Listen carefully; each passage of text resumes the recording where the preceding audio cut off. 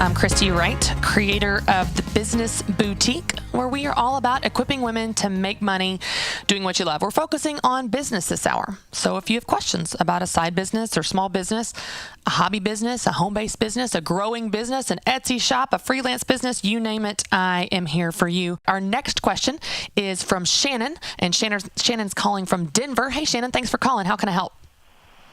Awesome. Thanks, Christy. Thanks for all you do and taking my question. Absolutely.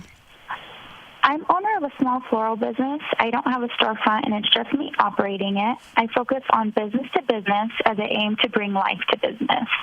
The majority of my customers are hotels and restaurants, but lately I found that other businesses and industries are benefiting from my product and service as well, such as spas, chiropractic offices, schools, etc. I'm wondering in regards to target market, if business in general is too broad of a target market, or if I should solely focus on one industry specifically. And then the second part of my question is in regards to marketing efforts. What I have found that cold calls, drive-by stop-ins have been working really well, but I'm wondering if I should broaden my approach to acquiring new clients, or if I should just focus on what's working. Yeah, I love this question. So you've got two parts going on here. I will tell you the first part. You will be less overwhelmed, I would guess, if you narrow down your market. Not so much because you can't market to all of those people of all the different businesses, to your point, but if you say, okay, I really want to focus on spas, or I really want to focus on doctor's offices, it just gives you a focus for where you're going to go, the language you're going to use, so marketing copy and any of your materials, what you say at this business versus that business. And it just gives you kind of that rhythm where you know what to say, how to say it, what to bring, when to show up. You know the industry, you know the ins and outs, you know what works, you know what they need, and you become so focused on them that because you're so specialized, you're that much more effective. Now, that's not to say you can't serve those other businesses, but what I would do if I were you is I would find the one that's doing the best. So obviously you started out with hotels and restaurants, so that part is rolling. But whatever other businesses seem to be the most interested, that it's the most effective for. So let's say it's spas, for example. Then you begin to put more marketing energy at the spas, and you get that up and running. And then you spin up another one. Maybe it's office buildings or schools next.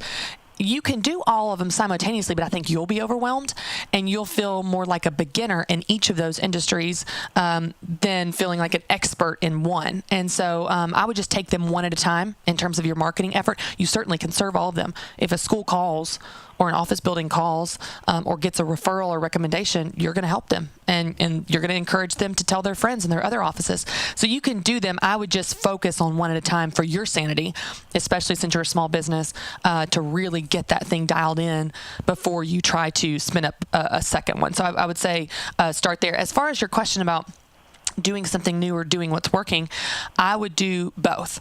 I would do more of what's working, and I would test and experiment on a small scale some new things.